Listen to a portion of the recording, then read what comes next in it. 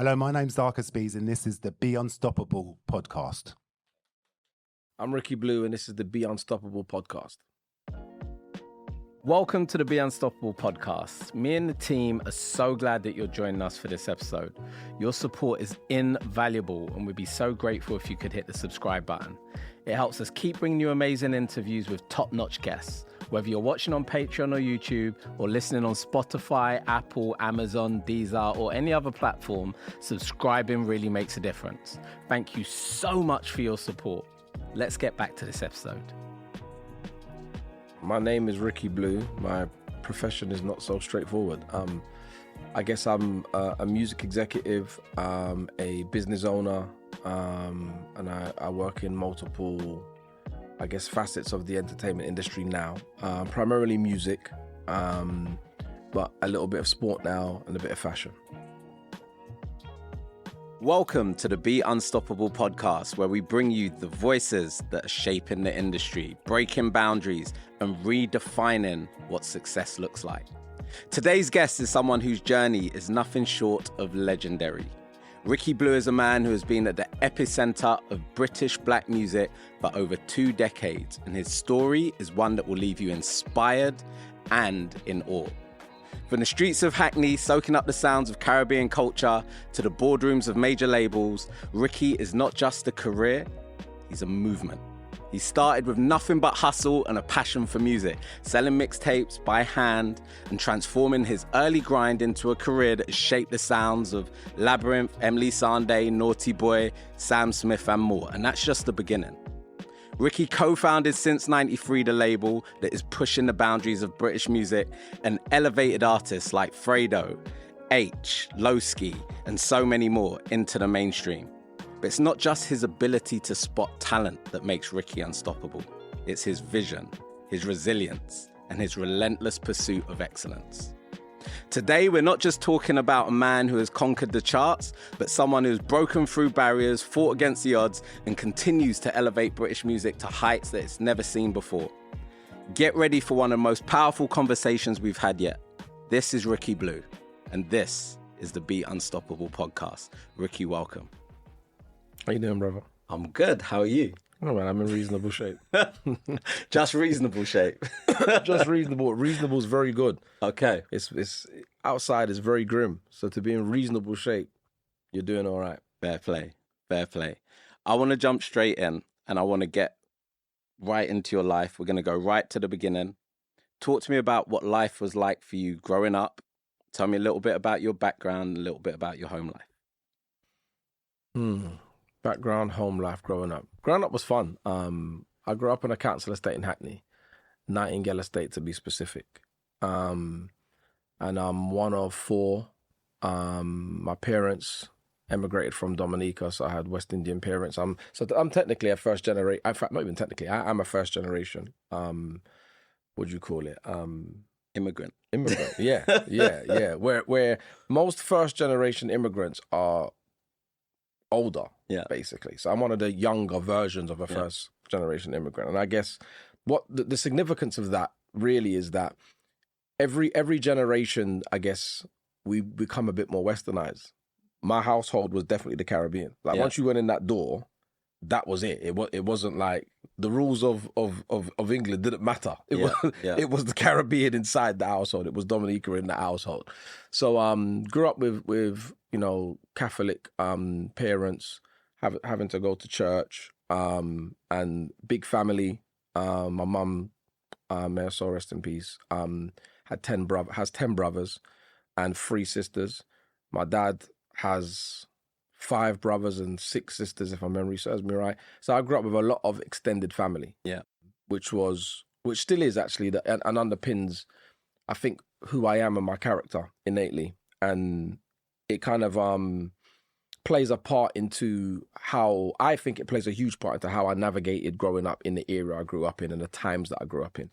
Because there were things that I kind of couldn't get away with doing that my friends were doing. Yeah. So I had to be cool enough to be able to be outside and navigate that environment, but also know that I shouldn't be here. Yeah. Do you get what I'm saying? I know it very well. Yeah. It was like my household. And there was several times that you know, things would be happening. And my biggest worry was I couldn't embarrass my parents. So I would do anything to not embarrass my parents. So things that other people were, and obviously you're not going to tell your other friends that that's your motivation or that. So it translates as something else. So it makes you look like a tyrant. Yeah. Because you can't tell me nothing. Yeah. The truth of the matter is I'm far more scared of my parents than I'm of you. That's a very West Indian thing, isn't it? Yeah. I'm not worried about fighting this brother or I'm not worried about none of that. I'm worried about my parents. Yeah. But in your mind, it makes me look like a tyrant. Yeah. But the truth is I just got bigger problems than you realize. You know what I'm saying? So, growing up was fun. The estate was fun, like culture, you know, surrounded by it. How and where I grew up, the estate I grew up in had like a very eclectic mix of like, I guess, black culture, white culture, etc. So you've got the pub on the corner of the estate by the park, right? Which is obviously the white portion of the culture where black people do go to, right? Because that's one thing. My estate in the main was very interactive. It wasn't like white people and then black people. We definitely was all together. Like black, white, Indian, Chinese, we were all broken all together. Yeah, that was what we had in common, right? Poverty was there. Yeah. And I learned and knew that very early, like that. Not that I knew that we was broke, but I knew that we were all the same. I was never looking at anyone on the flats and feeling like they were any better than man. Yeah. The only people who I thought were better off, and it was obviously just being young and stupid, is those who didn't live with both their parents, who got two presents, one from mum and one from dad. I thought those people were special. Do you get what I'm saying? Because you got one present from mum and dad. That's you. You get what I'm saying? Like, so that was the only thing, the point of difference, if you see what I'm saying. But going back to my point is that you had the youth centre at the back, which was by the tower blocks. Downtown Youth Centre, which used to be run by a fella called Peter Drummond, a really good brother. And that's why I wanted to actually say his name. Because he did a lot for a lot of youths on the estate. Jamaican man. And as you can imagine, his sound system, the local rude boys, the man then will get on the mic and do the chatting thing and whatever else.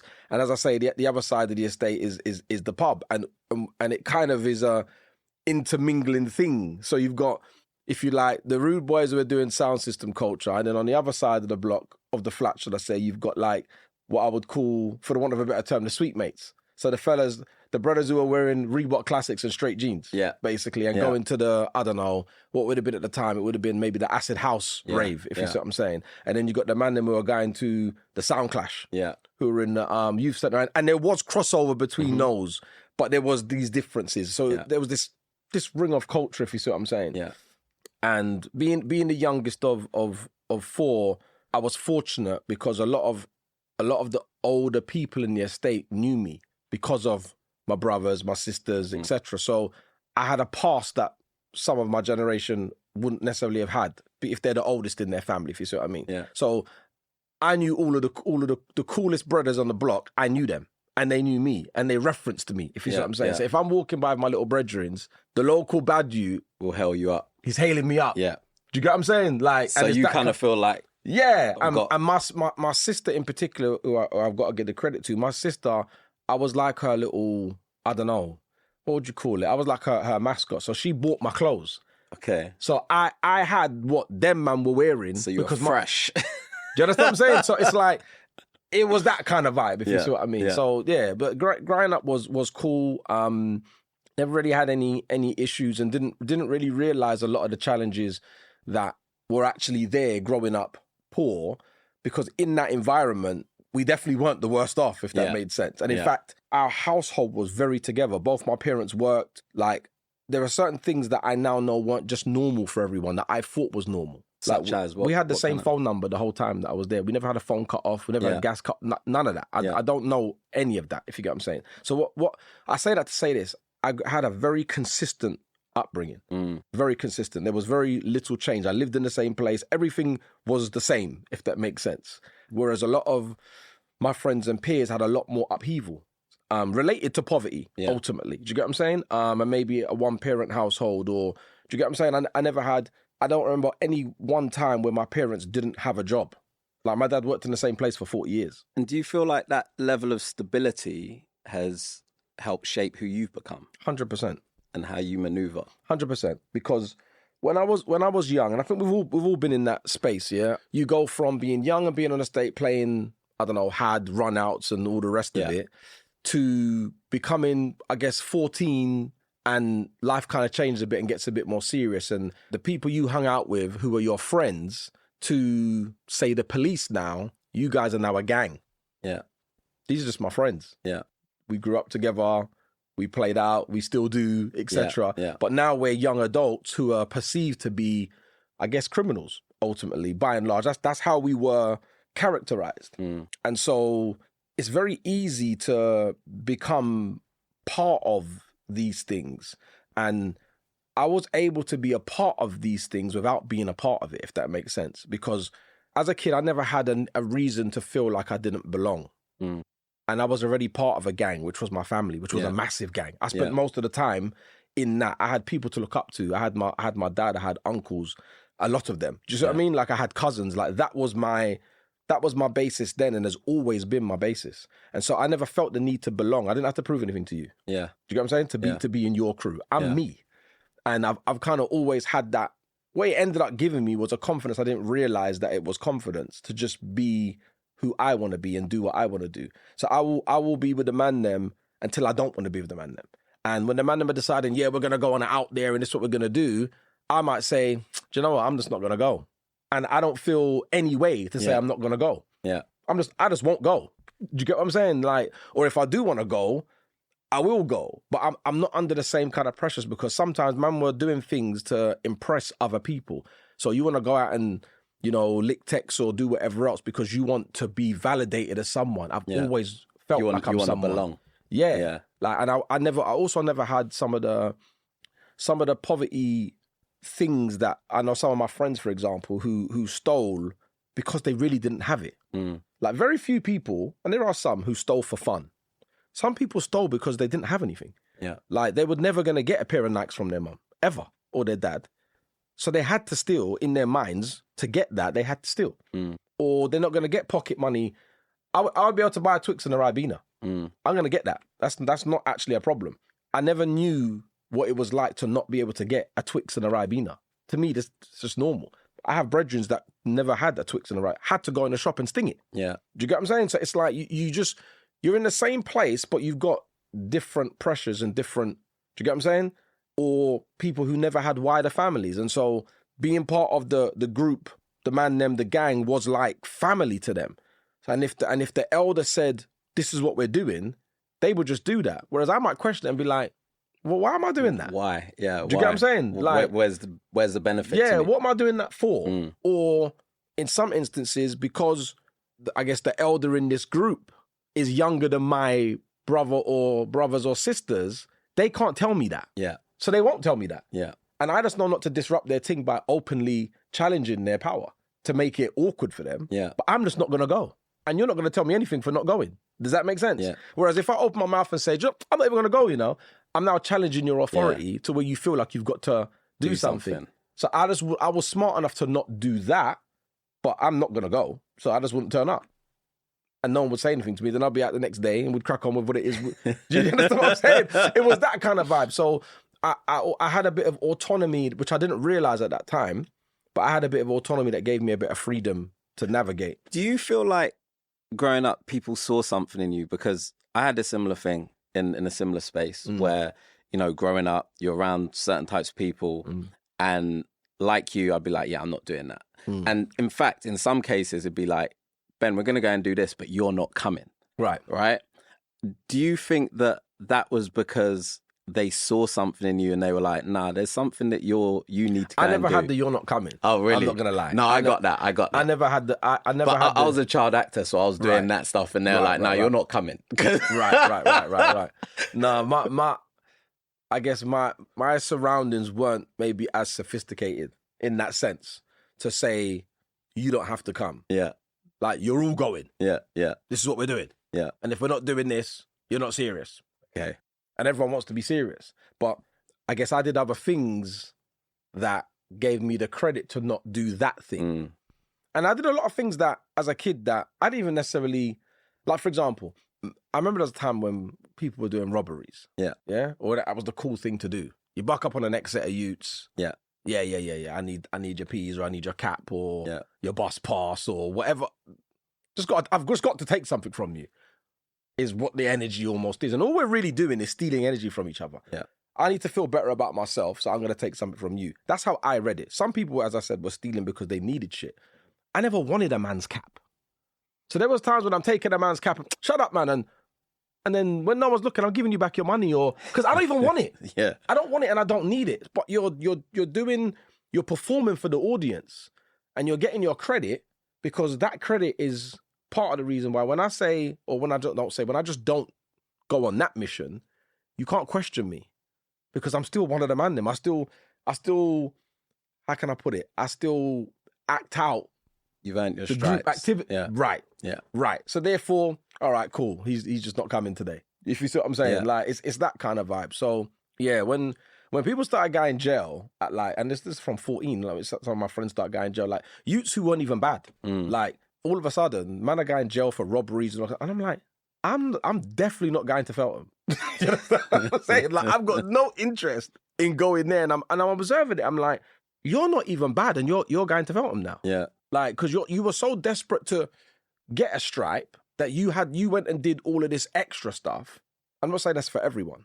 There are some men that are just that way and just are bad, and they've gone on to be got a career. Yeah. Do you get what I'm saying? But there's certain men who you weren't even really like that, really. Yeah. But the desire to be part of that conversation and needing that stripe put you in spaces that you kind of didn't need to be in, because no one expected that of you or needed that of you.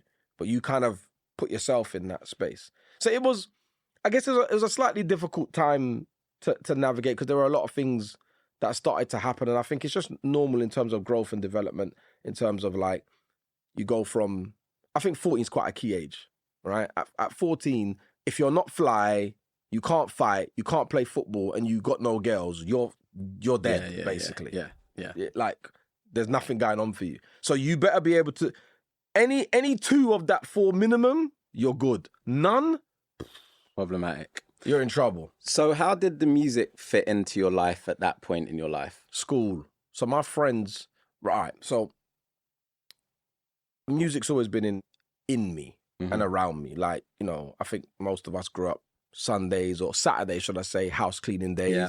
Mum's blaring the music. My mum had a vinyl collection. Gregory Isaacs was her favorite artist. And between, like, I guess, Jamaican culture, music-wise, and, you know, Dominican and smaller island Caribbean culture being soca music, etc., those were the basis of what was going on in my household musically. So I've grown up with that. Then, obviously, we've got that benefit, which we'll probably talk about later, in terms of having a broader palette than our peers in other countries, because we also have Top of the Pops. Yeah. So we know what Rick Ashley is too.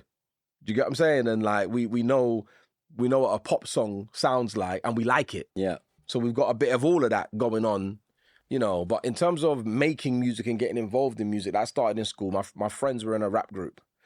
But I wasn't into rap these times. I wasn't into hip hop. I was purely into bashment. I wasn't interested in any of that. My favorite artist was Buju Banton. That was my artist. Do you get what I'm saying? I grew up on that. That was my thing. And so rap was like whatever to me, if you see what I mean. But my brethrens were really into rap. So as you do, when you're close to your friends, you kind of assimilate. So I ended up joining the group as the bashment artist. So I did my little chat and they did their rap. And that's kind of what it was. Entered a few competitions, all that kind of good stuff. But my friends were proper hip-hop heads. So I got into hip-hop via them. Yeah. And really, I got into hip-hop in 1993. The first album I ever listened to was Ice Cube's Lethal Injection. Okay. That's when my hip-hop actually starts. Hey. So when people talk like LL Cool J, I know it, but I didn't care. Yeah. If that makes sense. So my rap really started with gangster rap. And that's where the Since 93 name comes from. And the tie into that is that era of music, and my theory that at 14 is when you become like your own little man. Yeah. And you start to discover things for yourself. They're like, if you're not getting your own money and buying your own trainers, you're definitely saying, Mum, please not the Dunlops. Can I have the Nikes, please? You get what I'm saying? Dunlops are fashionable now, though. You get beat up for that back in the day. Oh, bro, you get abused for that. And it's funny because that stain, I don't know that Dunlops could ever be fashionable to me, because to me, that's what it is. Same. You with me? So, yeah, I feel like at 14 is when you get your own sense of taste. Like you want to wear those clothes. You don't want to, you don't want to wear those, basically. Yeah. Do you know what I'm saying? And some youths at that stage are actually buying a whole bunch of clothes for themselves. Some their parents are buying, but you're still saying, can I get this? You're listening to what you're listening to now. You're not listening to what your parents are giving you. And at that point, there's usually a massive disconnect between what the household or the elders are listening to and what it is you're listening to, which was what was going on in my yard. And that is part of the thing of, I had this thing of music, sport, lifestyle, and culture since 93. And it's since been 14, because I was 14 in 1993. So that's how that initial thing came Makes about, sense. if you see what I mean. Yeah. And links into that culture. So you went to Highbury Grove, and there's quite a lot of people have come out of that school that have gone into music, gone into sports. Yeah. I went to Ellis. We were your rivals. Yes, we won the cup 3-0. Won't talk about that. LS? Ellis, William Ellis. Oh. What do you think it was about that school that birthed so much talent? Why do you think there's so much music talent? You look at school, Ignorance, you look at Anthony Marshall coming out there, you look at footballers. Yeah. Why do you think so much talent came out of that school? I don't know. What I'll tell you is this. Yeah? The irony is I got sent to that school because my mum didn't want to send me to bad schools in Hackney. Okay. So she couldn't send me Hackney Downs. You're not going Hackney Downs. You're not going Kingsland. I'm sending you to Highbury Grove, this good school in Islington. Yeah. It was not a good school. It was not a good school. There was bare Hackney man in Highbury Grove. Highbury Grove was notorious. So William Ellis, we were over in Highgate, lovely leafy Highgate. Yeah. And Highbury Grove, it's like, oh, Highbury Grove are coming down to the school. Battened down because someone's getting robbed. It became like, I think it was prior to my generation. I'm not saying my generation started it, but because it would have probably started 2 or 3 years before us. But I guess when you're reading the statistics on the school, you're getting historical data. It hasn't picked up what's the current badness. So on paper, this is a much better school than Hackney Downs. Probably, it definitely was a better school than Hackney Downs, because Hackney Downs was a madness. Yeah, that was so something else. It's definitely a better school than Hackney Downs, and it probably was a better school than Kingsland at that time. But by the time we got there, and the people who were 2-3 years older than us, that was very much shifting. And so the school was full of, like, there was a bunch of Hackney men there, and then obviously there was youths from Islington, of course, and maybe even Highgate, Holloway, and whatever else. But it felt to me like I was in Hackney. Yeah. Like the pretty much like, well, I'm not gonna say all the bad youths are from Hackney. They weren't all from Hackney, but a lot of them, most of them were. At that time, At that time, you with me? So the school was like, it was a melting pot. I had a lot of fun at school. I'm not gonna lie, I had a lot of fun, and I learned in my later life that a lot of men weren't having fun. Oh, really? Yeah, and we were there together at whatever was going on. And I thought this was all funny. And I thought we all thought it was funny. Certain men didn't think it was funny at all. What were they going through? What was their experience? Maybe they felt forced to be there. Maybe they were scared being there. Maybe they felt threatened being there. I genuinely didn't feel any of those things. I was there enjoying the fuckeries, if you see what I'm saying.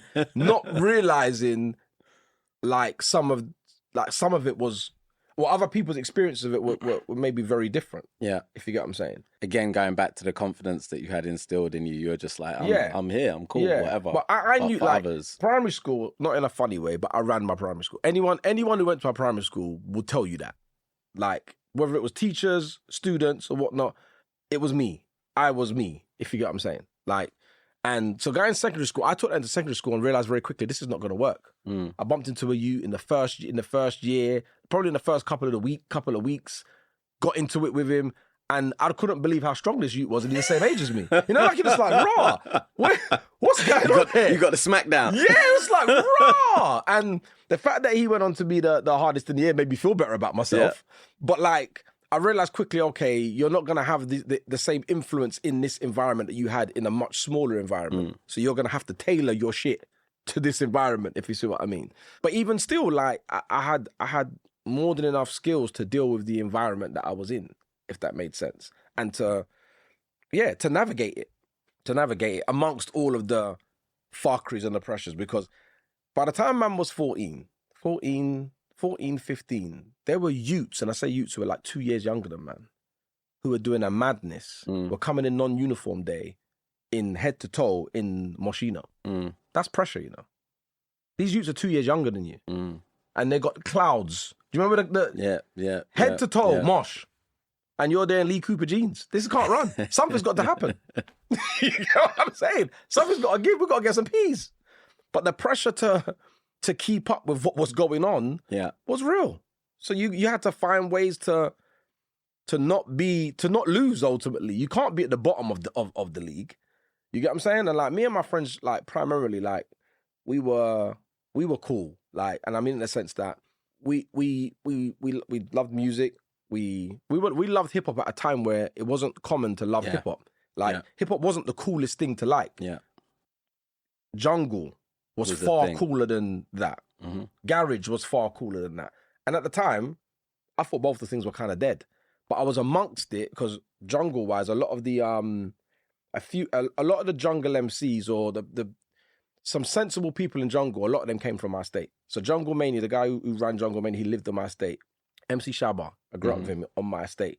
Cool FM, no, Rush FM was on my estate. You had the pirate radio station. We had all of that on my estate. So a lot of the men who were either running pirates or were doing the creative part of it, they were on my estate. So I used to go to these raves with these big men when I was like 12, 13. I was just going with them to these various raves or whatever else. So that culture, I was amongst it and part of it, but I never rated the music. I like obviously certain tunes and whatnot, but I never wanted to be a jungle MC, if you see what I'm saying. And by the time I met rap, I thought that was a far more advanced art form in terms of lyricism and whatever else, and that had far more of my attention. So in a strange way, we were like the oddballs because we were deeply into hip hop, but we also were very good at dubbing. So we were jovial, but could have it at the same time. So you're not gonna mug me. That's not gonna happen, and I'm probably gonna dub you and make you look stupid.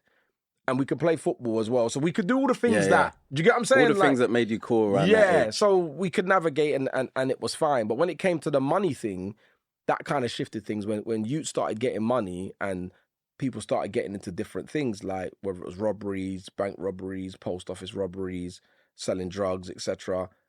These things became apparent at like 14 years of age because, as I say, you're coming into non-uniform day and youths that are 2 years younger than you are just making you look like an idiot. Yeah. And that can't run. So now you've got to get money. And how did you go and get money? My parents are not buying me, I don't know what it cost at the time, I can't remember, but a Moschino suit was fucking expensive. Very expensive. Yeah. I just about was getting click suits from the parents, if you see what I'm saying. You're definitely not getting no Moschino jeans. Yeah. You're crazy. You with me? So you gotta find your way. Fair play. So you and your friends formed this rap group, Execution Squood. I remember Execution Squood. You guys were hard. I didn't actually know you started off as a bashment MC. I'm like, really? Okay. Because you very lyrical, lots of character. Like you said, you guys were able to bring humor into the rap. You had a lot of energy in the rap. You were a really good rap group.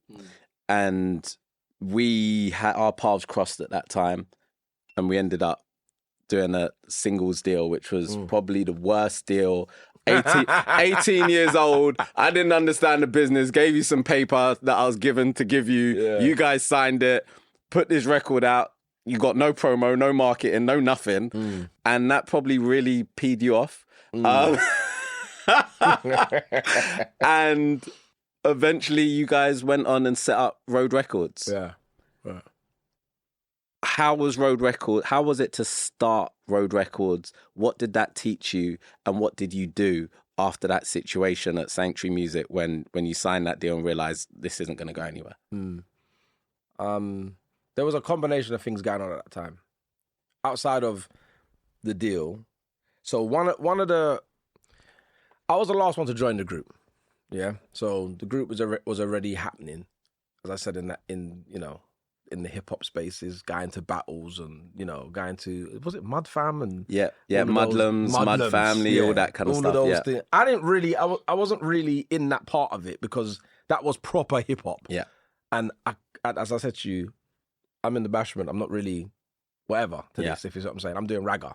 Anyway, so later on, around the time when we met you, where you gave us a singles deal. We were gassed, to be honest. I remember going to that office. I can't remember. That was like the dream of what you thought the record industry would be. Building, shiny floors, plaques wall to wall. Right. It was insane. We're in the game. And it took my memory, if my memory serves me right, at that time, I think Iceberg Slim was signed to Polydor. Yeah. Now, what many wouldn't know is Iceberg Slim was in our group before people knew him as Iceberg Slim, per se. And so he left the group and just did his own thing. And so that was a massive motivating factor, because a lot of us were probably hating a little bit, to be honest with you.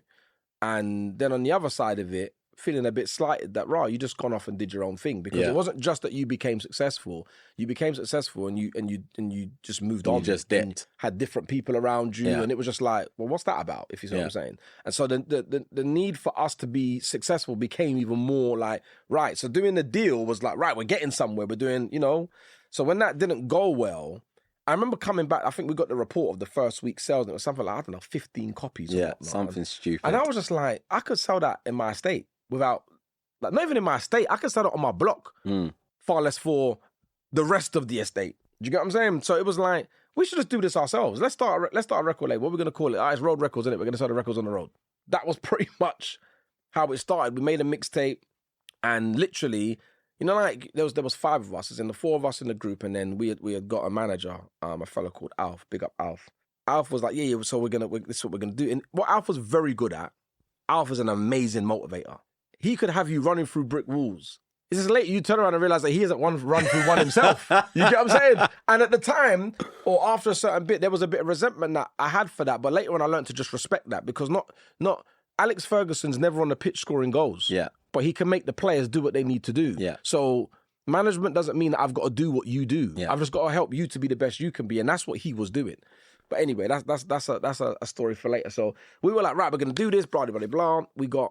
I think we ordered 2,000 CDs. And when the CDs arrived, it was like, right, 400 each. So now it's real. You're walking away with your 400 CDs, and your responsibility is to sell this. You got to sell them. It's like, raw. Remember that first day, like, raw. What is happening here? And how we're going to do this? But straight away, it was like, all right, cool. Just go to your network.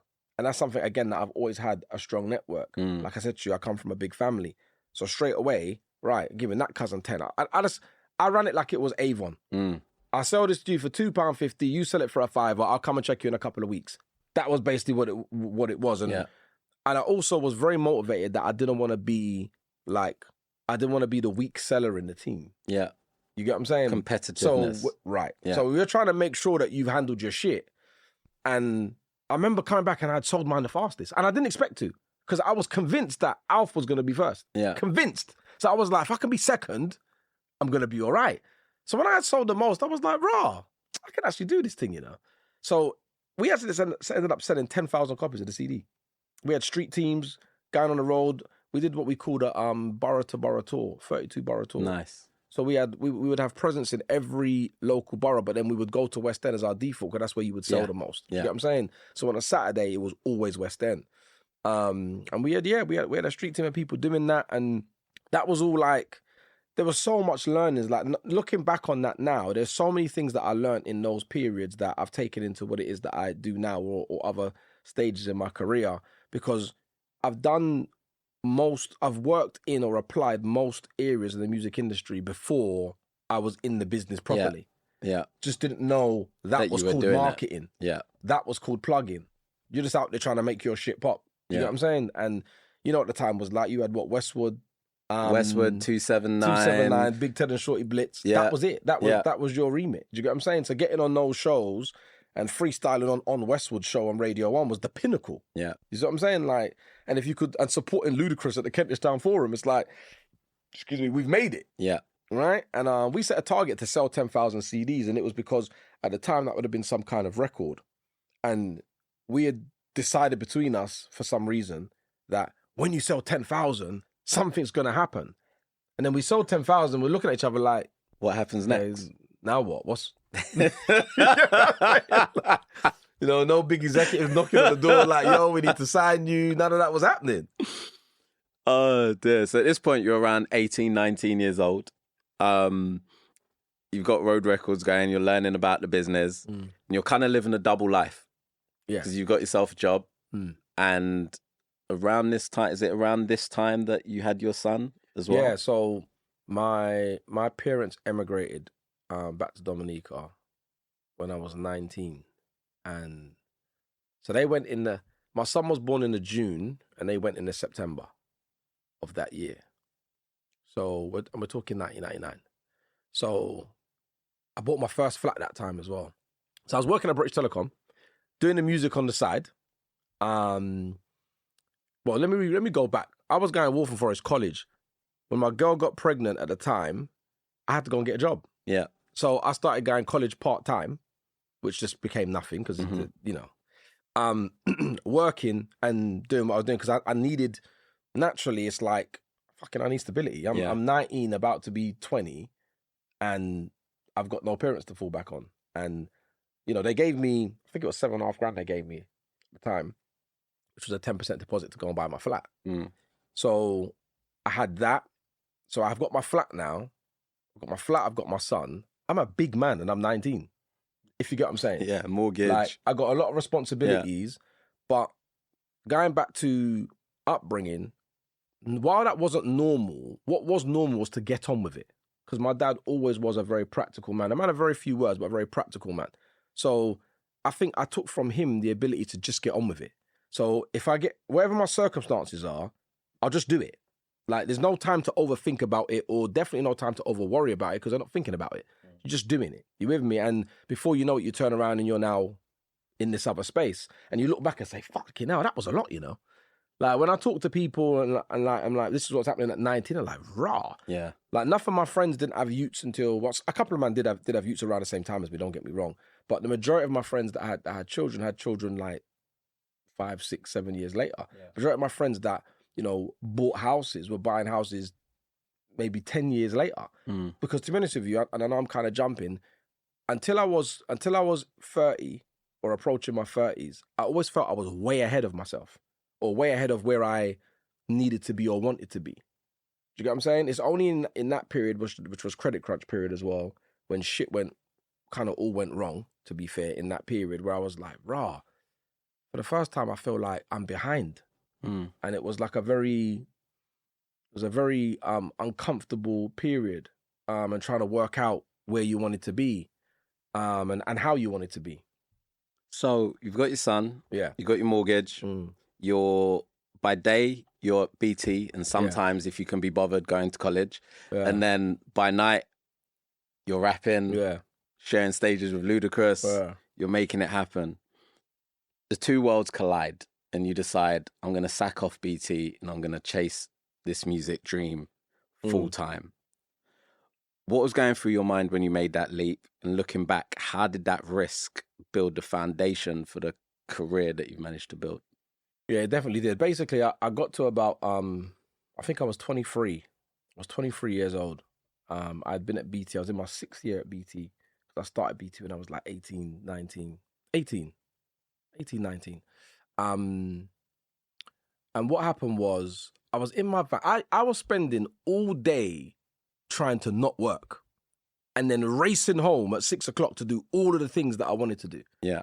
So on top of what you just said there, I was also studying the knowledge to try and be a black cab driver because I thought that would buy me the ownership of my time so I could do the things I really wanted to do rather than spending 8 hours of a day numbing my brain, playing Football Manager on my laptop in my van, trying to avoid work. Yeah. Do you get what I'm saying? Yeah. That's literally what I was doing every day, between hours of 8 and 6. How many championships did you win? Bruv. All I'm saying is I was heavy at Championship Manager. If you know about that game, you know. But you can kill bare time on that game. Like, you put your head up, you're halfway through a season, like, I've been doing this for 5 hours. Yeah. You get what I'm saying? Stole a lot of my life, that game. Yeah. So, what am I saying to you? So, in that time, I got to a point where it was like, it was kind of catching up with me at work that I wasn't doing any work, if you get what I'm saying. And I also felt like I wasn't making the progress I wanted to make because I was spending too much hours at work. Now, fortunately, and this, again, this thread will keep happening, yeah, of going back and seeing that there were things that happened in my life which probably didn't happen for a lot of people because they wouldn't have been in that kind of space.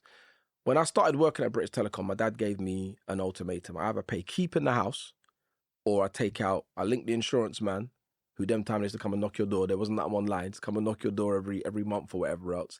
Take out some policies and whatnot, so invest some money, or you give them the money for the keep. Naturally, I invested the money. 5 years later, one of those things is worth 30 grand.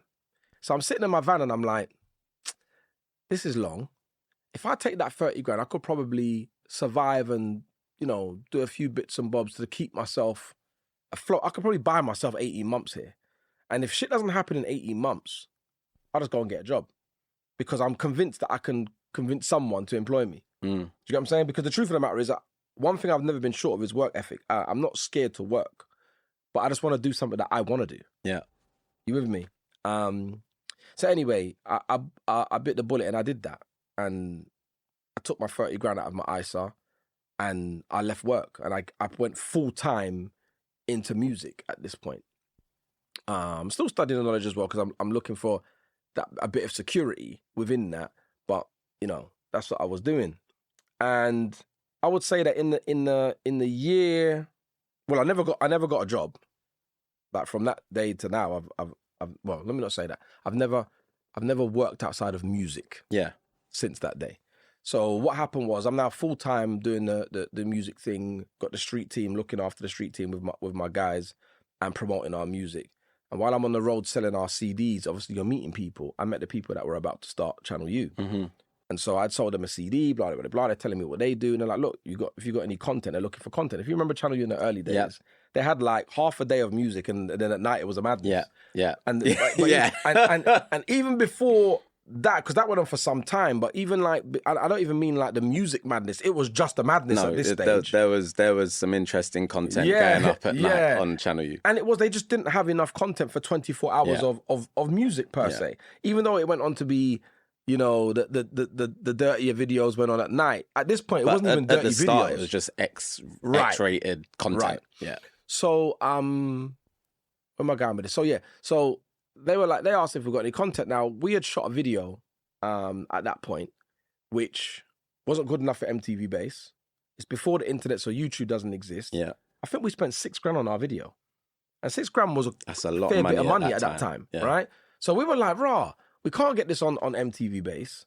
The video was just sitting there collecting dust. So these men are talking about content. I'm like, cool, I've got content. Plus I know a bag of artists who are in the same position that we're in. Whether you're talking, like, you got to remember, I'm on the same circuit, same time as Estelle, Rodney P, Black Twang, of course, who were ahead of us. But, that batch, Scheme and Big P, what are those youths from Brixton? 57th Dynasty. Yeah, 57th Dynasty. Do you know what I'm saying? Like, there's a world of artists who exist in this space. Skinny Man, all of that.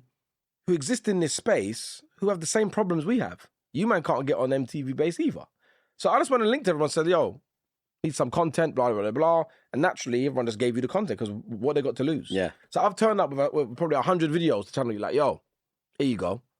Sort this out. So they were like, rah, this shoot has got all of this content. So they were like, do you want to just do this for us? And I thought, touch, I'm going to do this. I'm going to put my bridges on TV. Fine. And then it's not long after starting that I realized that no one's going to respect you picking the videos and picking yourself. So it's best I start managing the group instead, is the decision that I made. So that's why a lot of people, if you weren't there, you wouldn't even know about the artist portion of my career because it was before the internet. Yeah. And even kind of before that Channel U era and run. And people more remember me or know me as Riki Bleau from Channel U, if you get what I'm saying. That's kind of like the start. That's the first interaction of you've had with people in the music industry. Yeah. So these times, obviously Channel U ends up blowing up, and it blows up in line with the explosion of grime predominantly. Obviously, there's rap going on, but it's the strength of grime that is really making this thing what it is, and it's that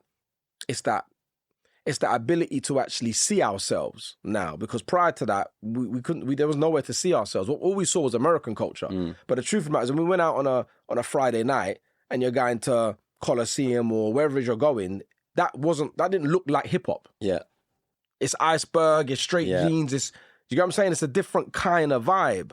So there was like this disparity between, I guess, what lifestyle was for a young Black British or just young inner city people versus what was going on Nelly's video or Jay-Z's video or whatever else. So Channel U just bring that, right, we can see ourselves kind of thing. And I think that just changed everything.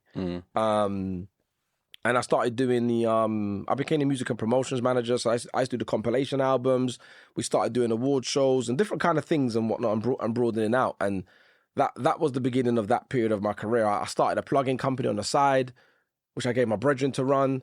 So artists came to me for like to get their stuff on the channel, and they were looking for other ways of servicing their music. I would introduce them. They used to go and link my man. He does radio plugins. Do you get what I'm saying? Like, so your entrepreneurial mindset just kicked in. Yeah. From early, like just turned it in, just started hustling basically straight away, and that's again where I say I've worked on so many different sides of the business because of these various experiences that I have a lot of information, experience, and insight that I can share with anyone, artist or otherwise. You with me? So that was that, and that was going amazing. And I was, as you can imagine, I was meeting a whirl of people and really feeling myself, thinking, this is what we're doing. Yeah. And then what happened was, I think if I get the timeline right, I met Tim Blacksmith there, and he started. We became friends, and he taught me about publishing. So Tim Blacksmith is legendary producer that then went on to create stellar songs alongside another legendary producer, Danny D, and the two of them created Stellar Songs, which is one of the most successful British publishing companies. To come out of the UK. Yeah, no doubt. And obviously they managed Stargate, legendary production outfit, Rihanna, Neo, etc. Yeah, and the rest. So, but obviously that was, again, if we put it into a time frame, that hadn't all happened yet. Yeah. Obviously, they were looking after Stargate. They were established in the music industry, no question, no doubt. But they hadn't. I think they were just in that portion where they were about to go to America. So anyway, he taught me about publishing, and he actually brought me to a showcase by the Brand New Heavies in Radio 1, I believe it was. And I've gone along, and I remember being there, and I met a world of people, and none of them knew or cared about Channel U. Yeah. And I remember I was just confused. You were like, where am I? Wait a minute. Like, what is going on there? Because I'm just not used to this. You're going places and everyone loves you and whatever else. And everyone, I must say everyone loves what you're connected to. But at that time, I think I might have been around 26, separating you from what you're connected to wasn't a natural thing. Like, I hadn't experienced it to know it. So I saw it all as one thing. So again, being in that space and they didn't know or care, I was just like, where am I? Like, what is going on there? So clearly there's another level now. Yeah. And I need to understand this and I need to learn this. And then what happens is I end up leaving Channel U. The fella may so rest in peace that was running Channel U, Darren, he decided to go in a different direction. I was made redundant. A truth within that is that Darren suspected that I was somehow benefiting from the channel outside of what he was paying me. Which you were, because you had your plug-in. I had more. I had that and more, if I'm honest with you. So there was, he was actually right. Yeah. But there was no way of him working this out, and some of it was nothing to do with him because there was other things that I was doing that was creating money. So he's looking at me like, why is this you in my office with a Rolex watch on? I don't pay him enough to get that. Yeah. This man actually had a private investigator following me. Wow. Yeah, that's a bit deep. He was like that, if you get what I'm saying. Like, he was a bit of a paranoid character, but he was also someone who had a lot of money. So doing something like that for him wasn't expansive. It was like he was just that way inclined. And I think that the little black youth that's in my office, he's doing something. I can't figure this out. You know what I mean? I had my little Mini Cooper S these times there. So he's just looking at it saying, what you're presenting and what I pay you doesn't align. Something's not quite. How did that make you feel? In one hand, I felt like I understood where he was coming from to some degree, because again, there were things that I was doing which were nothing to do with Channel U that he would know nothing about. Then there was other hustles I had on the side, which were music hustles, which were bringing in money. So I knew what I was doing, and I was cool doing what I was doing. I didn't like the fact that it was like that, but I knew he was like that in general, because I don't know if you remember when Channel U turned into AKA. Yeah. There was a point where Darren was the distant. There was 3 owners of Channel U, and he was one, but he was distant. There was a guy called Stuart who used to be in the office with us all the time. Stuart, and Darren was suspicious of everyone, by the way. So God knows what else he was doing to everyone else in that sense. And like he kind of like outmaneuvered the other guys into having the channel all for himself and getting really hands-on, and then he was in there all of the time. And that's when he shaped the team in his own vision, if you see what I mean. So I knew that because someone that he was good friends with, I'd become good friends with. And so there were things that he would share with him that I was privy to, if that made sense.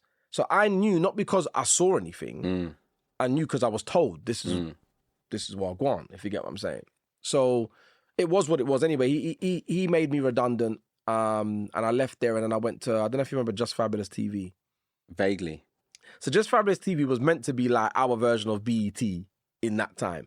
And they had gone on this they were in Bermondsey, and like they had like... Yes, I remember them, yeah. They had about 30 staff, big studios. Like it was a complete upgrade on Channel U, 100%.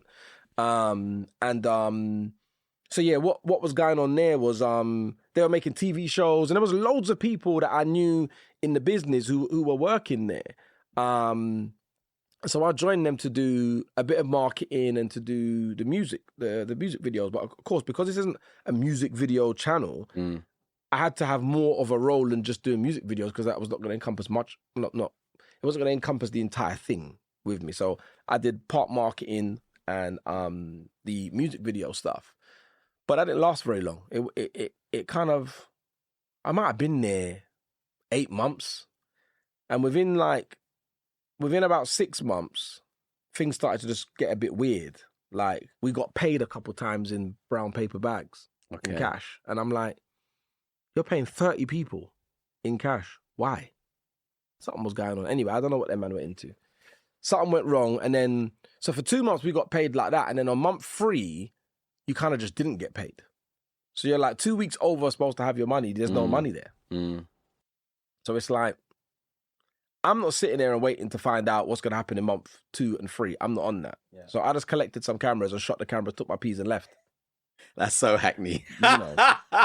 I say it because you owe me money. You're not paying me. You've got no explanation. You owe me money. So I'm just going to take this. That's all. Yeah. Right? So that's what happened. And I took to the value of the money that was owed. I never took one extra piece of nothing. I took what I was owed and bounced. But then I was in this space. I'm now in this space of no man's land. So now we're up to we're around 2008 now. And massive recession, interest rates are going up. Some other things that I was involved with went terrible at this point as well. And what I will say is that that's the first time I realized that everything was connected. And I mean that in terms of like corporate world, underworld, everything's connected. If there's a financial crisis, it affects every industry. Even the underground industry. Do you understand? So things that were moving smoothly were no longer moving smoothly. What you're getting is basically shit, because everyone's trying to earn more money. So you're not getting a sensible product. You're getting bollocks. Bollocks leads to headaches. Headaches leads to arguments. Arguments lead to beef and problems and whatever else. So it was just all one shit circle. All of a sudden, the money's just kind of dried up. And I learned at that time as well that you were Riki Bleau at Channel U. It was about Channel U. It wasn't about you. Okay. So the minute you're not at Channel U, your phone's ringing 80% less. Yeah.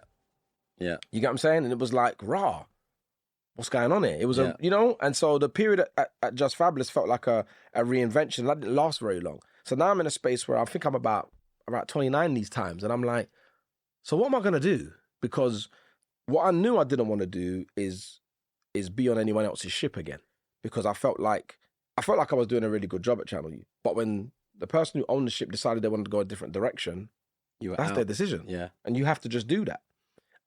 Even before that, like, I've got to go back to this actually, is I remember going to see Darren and the other director at the time at Channel U and saying to them that, we should evolve our programming So let's try and make some TV content.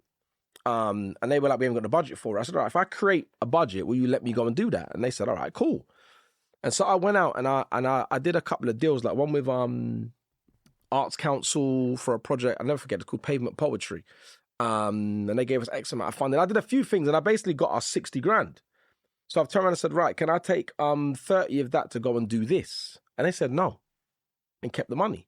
Wow. And I was like, rah, but I got that. But again, I learned that lesson that this ain't yours.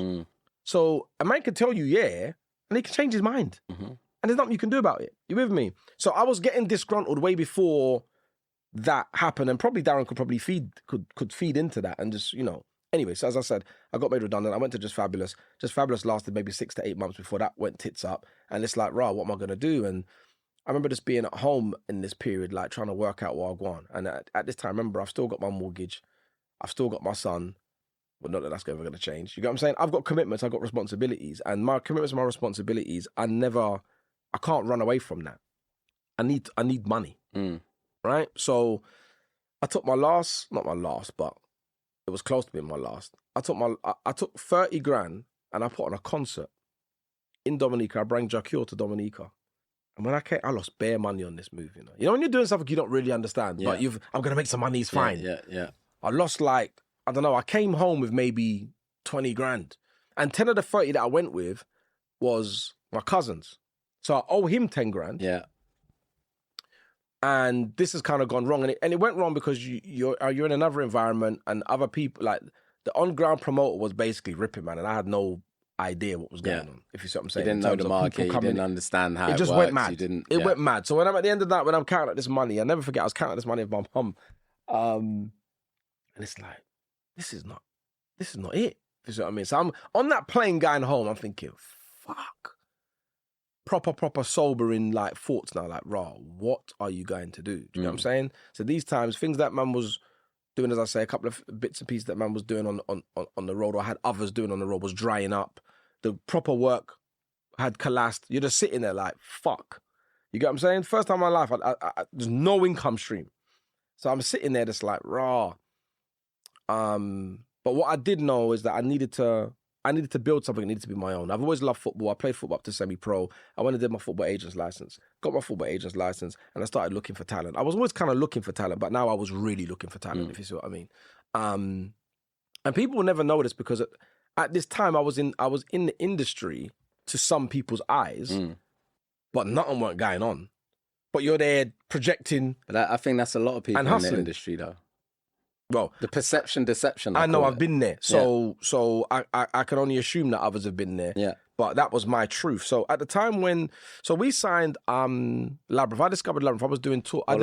Who signed Labrinth? So you started working with Tim and Danny at this point. So it wasn't a formal relationship. Okay. It was like we had a relationship of, we were friends, and he was teaching me about parts of the business, and he had left the door open. If you ever find some talent, we can do something. It's kind of being like a mentor to you. Yes, it was like that. And I sent him a load of bollocks because the truth was I didn't have no concept of what a songwriter was. Yeah. Like I never looked at Wiley, Tinchy Strider, Da Vinci as songwriters. I looked at them as producer and artist. Yeah. I didn't understand that they were also songwriters, right? MC, producer, white guy busking at the train station with guitar, songwriter. Yeah. So I'm sending them that.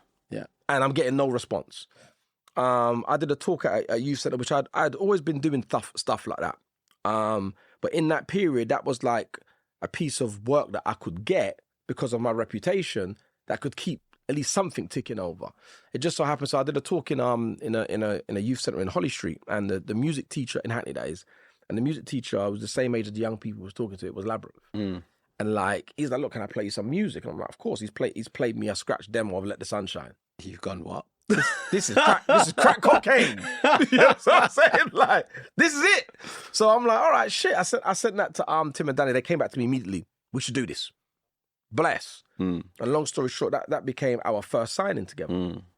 So I'm doing my football bits on the side, and I'm doing this now. And then off the back of the Labrinth thing, we went into a partnership relationship. So we've done this partnership. So the things are starting to move. So what does that partnership look like? So I had my company, which was Our World at that time. Okay. And we come up with a partnership whereby we were splitting profits and whatever else across the catalog. Okay, if you'd cool. like. So what you brought in, did a 50-50 with Stella. Cool. All right, but anyway. Cool. We did a deal, and I was happy. The terms weren't a problem for me because they were giving me an opportunity and giving me information and giving me a platform that I couldn't have had on my own. So I had no issues with what the terms of the arrangement was. But we were splitting things 3 ways, basically. Because there's 3 of us. Although there was 2 businesses, but that's another thing, right? So we did that, discovered Lab, signed Lab, and it's like, all right, cool. We're in the game now. We're moving. But if you're in the business, what you know is when you're signing people, you're spending money. You're not earning money. Yeah. So visibly to the outside world, you're moving. Yeah. But I am moving, but I'm not earning yet. Yeah. Because this has to now go and become something for you to earn. And also you got the pipeline. Even once it does start to earn, it's a good 18 to 24 months before that money comes back to you anyway, because it goes through the pipeline. So quite quickly after that, I discovered Naughty Boy on MySpace and started managing him together with Tim and Danny. Yeah. And then he introduced me to Emeli Sande. I remember phoning Danny excited, thinking, yeah, I found this brilliant girl and whatnot. But it so happens that Danny already knew about Emeli Sande because he used to manage her with Adrian Sykes, who was her manager then, before they had gone on their trip to America to try and do the whole Stargate and build out the America thing. So Danny already knew her. So it was more of a reintroduction than a finding per se. But long story short, we signed Emeli not long after that. And then Naughty introduced us to Sam Smith, and we did a co-publishing venture with Sam Smith. Now, in a very short, within 2 years of each of those, these are one after the other, these signings, right? But within 2 years, they all realized their potential in a major way. So you've got Labrinth, obviously, producing the groundbreaking Tiny singles and quite a few songs on that album. Pass Out being the signature record that kind of changed the face of what music sounded like on radio. You with me? So very quickly, things are just really growing. But I never forget, I go back a little bit. The day that Emeli Sande signed her record deal to Virgin, I was meant to be there. I didn't go because I had to sign on. Wow, that's sobering. Yeah. I never told no one that. Yeah. But I had to make a decision that I either go to sign on and make sure that my mortgage is covered for that period, or I go and take a picture. Fuck the picture. I'm over here. Yeah. Now, again, no one knew that, but that was what I was going through while I was starting to win. I was in that place. You with me? So you're still having to figure it out how to make ends meet, even though you could see, okay, there's something happening here. Down the line, I could start to really make some money. But right now, I need to survive. Tim and Danny invited me to come to New York to work with them for a period, on a trip. I can't remember how I gathered the peas to even do that. But I remember having to borrow one of my cousin's laptops because I needed to work. And I was never going to ask them for it, if that makes sense. So I'm presenting, yourself as I'm here and I'm ready to go. And I'm your business partner. I'm here. I'm doing what I'm doing. Inside, I'm like, fucking hell, like I've got to keep this as humble as possible because I'm really on the basics to survive at that point. So even having to come to New York was like, I don't really want to spend, I don't know what it was. It might have been $1,000 at that time. It wasn't that expensive to go to New York like that. It might have been $1,000 to go to New York at that period, but I didn't really want to spend $1,000. But it was like, I'm working towards my future. So I've got to keep running towards where the oxygen is, even though it's hard. You see what I mean? Anyway, I did that trip, and again, I never told them what I was going through or where I really was in my real life at that point. And why was that? Do you think it would have affected the relationship? Was it embarrassment? Like what was it that stopped you from telling? It wasn't even the embarrassment, because signing on in that period was the most embarrassing I've ever done. I'd never signed on in my life prior to that period. But I was at a point where my mortgage payments are struggling. Like if I paid my mortgage, I weren't paying the gas man. And then I'm paying the gas man and then not paying my mortgage. Like I was literally robbing Peter to pay Paul. And then I realized that, well, if you sign on, they pay a portion of this. And I was like, do you know what? Just fucking go and do it. Yeah. So I did it. Do you get what I'm saying? Because that was hugely embarrassing. Like I remember thinking about where I'm gonna sign on. Like don't want no one to see me in this office. Do you know what I mean? Anyway, going back to your question, which was like why, it wasn't about the embarrassment to them or whatnot. It was about I'm positioning myself to be your business partner. I don't work for you. Yeah. Do you get what I'm saying? And I'm not, while I'm younger and I'm happy to be the younger brother, I'm not your boy. Yeah. So I can't be weak. I can't, yeah, Ben, can you borrow me some money? Yeah. I can't do that. What I might say is, can you give me an advance? Can I advance this commission? And then when the commission comes in, you take the thing. That I'll do. But I'm not just going to borrow money from you, if you get what I'm saying. Yeah. So you want to be taken seriously. Want to be taken seriously. Yeah. So it took a while because I probably at that point maybe 30 grand in debt. And let me give you the irony actually. Something else, because someone might learn from this, is that when remember I told you I went to do that concert with my last bit of money that I had. In my mind, I always had it that I had my flat and I knew I had equity in my flat. And so I thought, worst come to worst, I'll just take out some of the equity in my flat. So when I got home from that trip and it hadn't worked out, that's what I went to do. That's when I learned that it doesn't work like that. Yes, you've got equity, but you also have to have employment now for us to give you that. Yeah. No one's just going to give you the money. It doesn't work that way. Your credit has to be where it needs to be. I didn't know any of that. I just thought, got about 50 grand equity. I'll take out a young 25. It's simple. Got there and it's like, nope, that's not available. So your plan B doesn't exist. That was a very sobering moment. Anyway, so now I'm in a place where we're starting to have success with Labrinth, Naughty, who we're managing, etc. Done a record deal for Naughty at that time. So I remember it was all moving quite nicely. But for that period, what I was really doing was balancing up my deficits.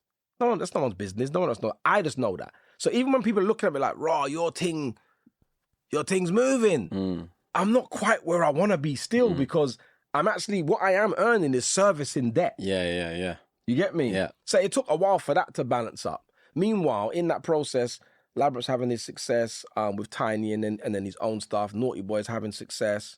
Then Emeli comes and sells 5 million albums. It probably is in that period when that stuff has started to balance off. So now I'm feeling like I'm in line with where I'm at optically. Yeah. But prior, there was a period where I was optically and where I was in my real life was two different places. And how was that for your mindset? Like, did you feel like a fraud? Did you feel like I'm failing, but everyone thinks I'm winning? I have to keep up this facade. Like, how was that for you mentally? I felt fine mentally because I knew it was working.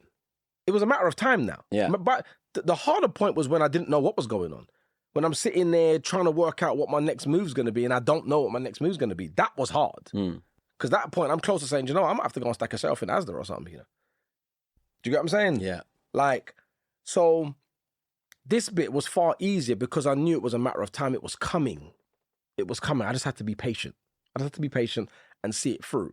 And I was generating enough that I wasn't having to rob Peter to pay Paul anymore. I could meet my payments and I could also service my debt. I just couldn't bring my lifestyle forward yet. Yeah. So as I say, that all, married up. And to be honest with you, it's probably part of why I was so unrelenting in that period. I was just at it. And to be honest with you, I've never stopped being at it because I don't think there's any other way to be but to be at it. You with me? So Emeli does what she does. And then obviously Sam comes after that and sells 10 million albums. So you've very quickly gone from first time at the Mobile Awards to first time at the Grammys. Yeah. In that period. Yeah. You with me? And it's like, this is... Because where else are you going after that? Yeah. Like there's nothing bigger than that. You with me? And so cracked on.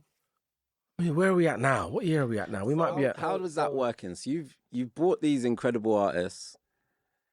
You brought them into this publishing situation. Probably the foundation of this publishing situation, if I'm going to be honest. Being over a decade generating sizable income. And you've got this partnership. You're working with Tim and Danny. Everything's going amazing. But then you splinter off and you start to do your own thing. How does that come about, and why does that come about? Firstly, at the time, I didn't realize that what we were doing in that period was actually the foundation of the company. Okay. I actually didn't realize that. remember, these are my big brothers who I've always looked at as you've given me an opportunity. Yeah. So I'm not studying it like, actually, what we've done in this time has actually made this thing. Someone very senior in the industry actually said this to me, and I was like, I'd never even thought of it like that. Anyway, that's another thing.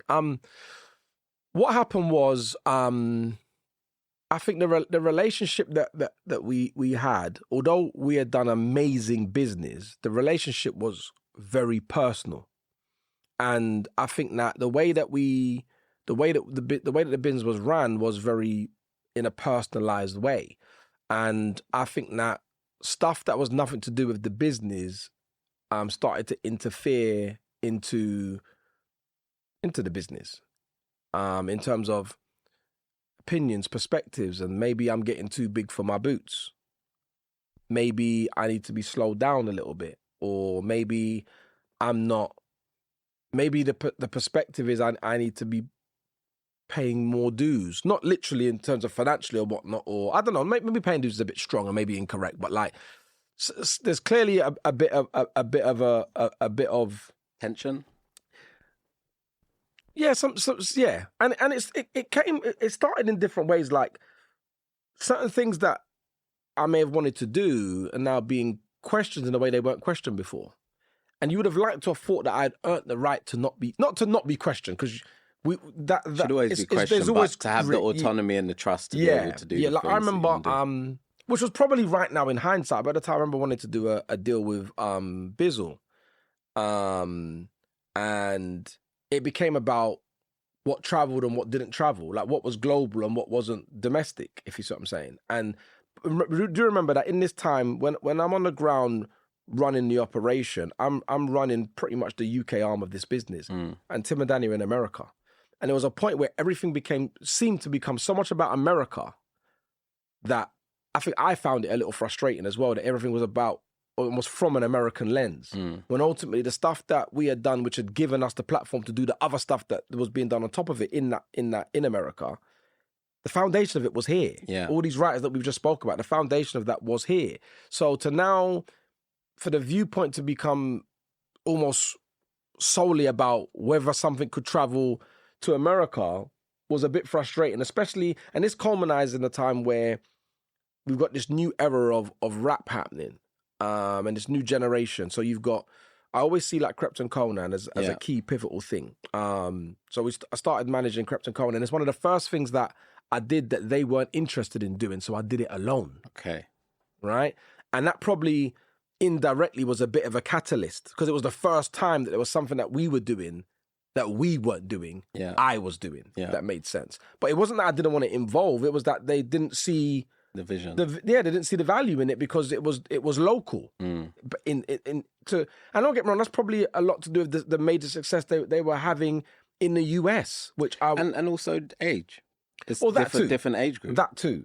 So I'm seeing like kind of like the pass of the torch. So you've got the Tiny Tempers, the Wretch, the Professor Greens, and all of that. Those guys having success, and then you've got Krept and Conan who arrive with a bit of an independent spirit. They had put out their mixtape independently, and I think it was the highest chart in independent mixtape or something like that. So it's a new day, and it's a new era. And then you've got the whole new era of your J Husses, your Mo Stacks, and all of that generation that come slightly after, Krept and Conan. So we're in that space, and again, the lens in which these new talents are being viewed are about whether it can be international or not.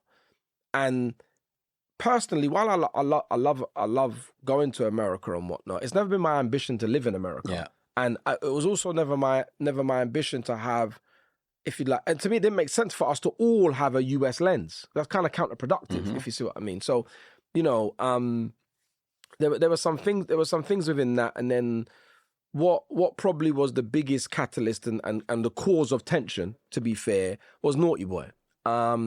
Because Naughty decided that he no longer wanted to be managed by all three of us. And a portion of that, I've never spoke about this publicly, but a portion of that was his perspective that he wasn't getting, I guess, much from the guys, from his perspective. And it was me. basically. Now, slightly unfair because me was we. Yeah. Right? I am your day-to-day guy. But it doesn't mean that I'm not speaking to tapping Tim into and Danny. knowledge and relationships. That and so on 100% and so was still happening. Yeah. And I think, I think for him, as in for Naughty, I think the larger issue or resentment was that I think he wanted to be more important to them than he was. Or he wanted to feel that way. And I think he not speaking for him, this is my perspective on it, I think that he felt, I'm never going to be Stargate to them. And he was being uber successful at that point.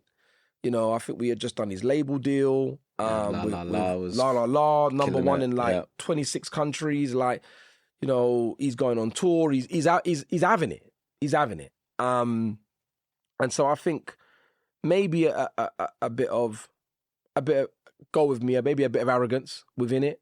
And so what started to happen was him and Tim specifically, because it wasn't really a Danny thing per se, they kind of weren't seeing eye to eye. And I was in the middle trying to fix their relationship. But neither of them were really coming to the table. Really.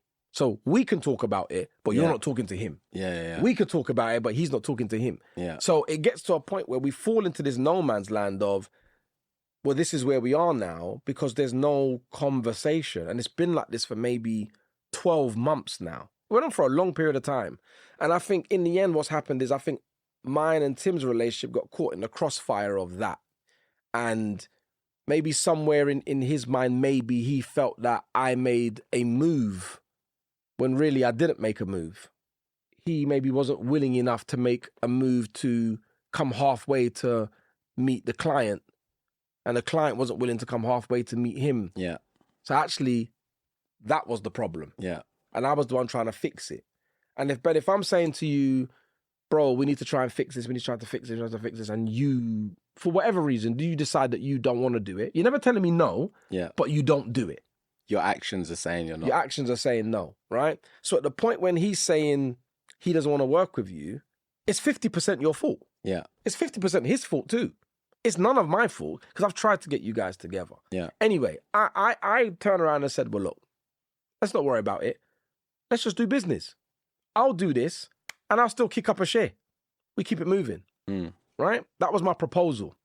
And I don't know if that didn't land well. I don't know if that made, if that presented some kind of, I don't know, issue of some sorts. But the energy of that kind of bled into other things that we were doing. And it started to just become not what it was. And it just got to a point where it was like, do you know what? I've just got to do what I'm doing because I can't keep trying to fix things that aren't being fixed or aren't being, you're not trying to fix it per se. But it feels like I'm being held responsible for it being broken.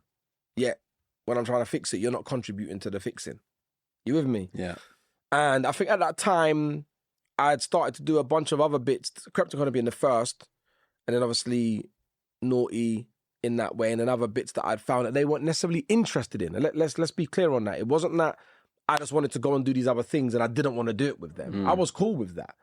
And it just ended up into a space of like almost just nothingness and fizzled into nothingness, as opposed to it being, there wasn't a day where it was like, do you know what? Let's just stop doing this. We can't. In fact, I don't think up to now, those words have never been said. Yeah. It just became that.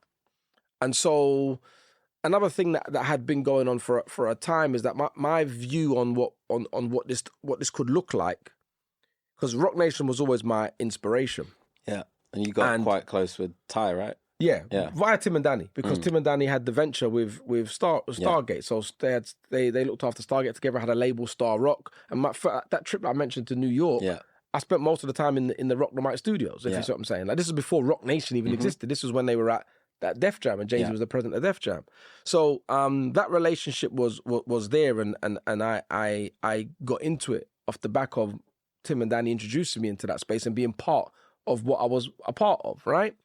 But I always felt like what we were doing at Stellar and Delirious Blacksmith with my company Avant-Garde, what we were doing could be structured in a way that presented itself as not a version of that, but a version of that. Yeah. We've got some of the biggest and best shit in this country. Yeah. Like, I'm extremely confident about what it is. And it's not just rap. And it's not just rap, right? But now I've got this new rap stuff as well. Yeah. So it's like, but it wasn't something that was their vision. Mm. And again, I that made us be a generational thing, if you get what I'm saying. Like, the guys, and this is one of something that I learned from them, which I would never, I'm extremely appreciative of many things that they've taught me, of everything they've taught me, to be fair. But they're about the work. Yeah. They just do it. Yeah. They're not about the perception part. And I think that's where maybe it's a generational thing, maybe it's a cultural thing because of that generational gap.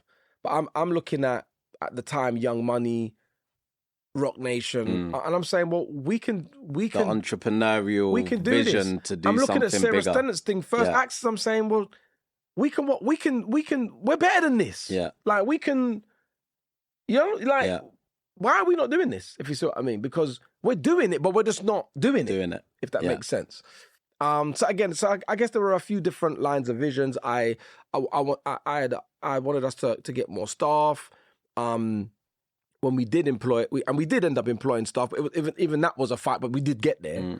And we just got to a point where things just went in different directions. I got an office over by White City, and I had my team because I was also I was growing and building, and I needed to grow my unit for the batch that I had, because I couldn't be the day-to-day manager on all the stuff that I was doing anymore. It was too much. And in order for me to grow and elevate and go into other spheres of the business, I needed people to be doing the stuff that I used to do. So it was about growth, ultimately. I think it was growing pains, ultimately. So I started doing that. I rebranded to Cincinnati Free in that period. My management and the publishing company. And again, as I say, even at that point, and even up to now, it's never been we're not working together anymore, because we still, I'm on emails every day approving syncs with them and whatnot across the catalogue that we've done together. You with me? And, the relationship is still there. It's just dormant in us actively doing business, new business. So it's almost like a catalogue business per se now. And then obviously, as I say, the Cincinnati Free thing it was a new energy, it was a new time. And what happened was I'd started to get into licensing, get into the recording side of the business. So I've done management, I'm still doing management, I've done publishing. I'm now dipping my toes into the record side of things. So buy a record and license it and put it out and whatnot. And that was the beginning of the Cincinnati Free era when I rebranded. And we signed Sneakbo, a song called Too Cool, and licensed it to Virgin. You're doing a lot with Virgin because you were working with Glenn, because Glenn had obviously signed Emeli and Naughty Boy. I'm manager to Naughty Boy. He signs Naughty Boy. He's the A&R to Naughty Boy. We're publishing Emeli Sande. He signs and is the A&R for Emeli Sande. We're co-managing Krypton Conan. He signs and is the A&R for Krypton Conan. And there's a bunch of other stuff that didn't work. That we did. In terms of I'm manager, you're A&R or publisher and you're A&R. And so we built up a real strong relationship over that period, to where people think that me and Glenn grew up together, and we didn't. You know what I mean? Like we actually grew up in this business, in this portion of the business. And so it was natural to do stuff. There was a point where I remember I signed an act to Ireland, and it was a big kerfuffle because I'd never signed an act outside of Virgin, to where people thought I had a deal with Virgin. I had to go and see Ted at one point and say, Ted, I have to put this elsewhere. That's just Ted to show Cockle. just so people know that I'm open to do business. Because they think we've got a relationship that we don't have. I don't get paid to be exclusive to Virgin. And I'm not saying, not that I'm even asking for that, but that's not the nature of the relationship. But we work together so much that people just assume that. So they won't even come and ask me, can I get, it's going to go to them. You with me? And that's kind of what it was like. So, and that was a great time, by the way. Big up the Virgin team. Glyn, Ted, Frié, Faye, Tony Bond. There's so many people. I don't want to miss out anyone. Like that was an amazing team and an amazing time. But then Glyn calls me up one day and is like, look, I'm looking to leave and I want to start a label. Would you do it with me? And I'm like, well, fuck it, why not? We've done every other side of the business. Yeah. Why not have a crack at this portion? Yeah. And as I say, I've already started the principle of this because I've done a singles deal with these guys and whatnot, with Virgin. So it's like, cool. And long story short, we ended up doing the venture since 93 Records. And we ended up doing the venture with Sony. And it's this new portion of this new era because it's like Glyn was on gardening leave at Universal when we started since 93 Records with Sony. So it was like we had worked out what we needed to do, which pretty much was you got to fucking hit the ground running. And this is where experience plays a lot. And I benefited from the experience of Tim and Danny. I must say, you have to fucking listen to benefit from experience, by the way. You got to be willing to listen to it. And when we were starting a label, Glyn was very like clear of mind that, you know, we've got to start with momentum and we need to start quickly because I think that's one of the, and he's completely right. And I've seen it since that you don't get time at a record label. No. Publishers, you get time. It's a patient business. Records isn't a patient business. You have to move. That's something that Darker said in the previous episode. It's like you get time with publishers, but records, you don't have that time. You don't get no time. So you got to hit the ground running. And so anyway, we ended up signing Fredo, who was a new emerging artist at that point. We signed Lowski, H, and Mowgli from Birmingham. So we got a Birmingham rapper, a Manchester rapper, and two London rappers, right? Yeah. And again, in similar fashion to the first wave I spoke about, while it's not the same level of commercial success, don't get me wrong, but very quickly, these guys have become influential figures and their music is creating waves. And there's huge cultural currency. H then provides hits. Mm-hmm. You with me? So at this point, we're like, you know, people, them man are doing death row. Like, they've got all the rappers, basically, was the viewpoint. But if anyone had bothered to look at our potted history separately and collectively, you would know that we're music people. So it's going to be all of it. But you just got to find it. And the singer-songwriter takes more time. Yeah. Rap's an immediate impact for you. You put out a song, it you know, it's in the top 40, the top 20, or the top 10 that week, and then it may tailor off. Whereas it might take you 12 weeks to build a song, a singer-songwriter song for it to become like, you look at Cat Burns' Goal, that took hella weeks to become, you know, the highest chart position that it achieved. To my memory, I think it was a top 5. But that took a long time. Rap doesn't work that way. Anyway, so there's that going on, and there's all the excitement around that, and then we get into the second, what I'm calling the second half of this iteration of Since 93 Records, where, you know, you got Cat Burns, you've got Thames, you've got Tyler, we've got DC, T-Face, Aussie, like it's less rap focused, not because we've made a conscious decision not to sign rappers. But a lot of these artists we're talking about, we signed them when we had these rappers and had to develop them for 2 years. It's taken the time to develop. It takes time. Yeah. But in that time that they're developing, there's been a massive shift in the business. And so rap music isn't working in the same way that it was then for what I'm going to call the mid-tier artists. If you're in the top batch of 3 or 4 artists, it kind of still is working in the same way for them. And then what would be the midterm artists, it's working very differently for them. Yeah. You know what I mean? So it's almost like you've got the top 4 and then you've got the relegation battle. There's nothing in the middle. There's no UEFA. No mid-table, there's no Europe. There's no mid-table. It's just relegation or championship. Yeah. That's it. Yeah. You know? So that's where the scene has found itself. So let me ask you, like, when you have artists like Krypton Conan, for example, and they make statements such as, I've never made music, I've never made money from music. How does that make you feel as a label head, as a manager? Like, those types of statements, you hear artists make them a lot, and they come from somewhere. Sometimes it's not necessarily understanding the business. Sometimes it's because they signed a bad deal. Sometimes that's actually the case. How does that make you feel as someone that is a label owner and has signed artists? Being quite specific to your question, because my relationship with Krypton Conan was management and never label. Yeah, I can't be offended by the statement, and there's nothing for me to defend. Yeah. What I will say is that everyone's got their perspective, and I think that I know what he meant when he said that, but the truth of the matter is, you have made money. Mm.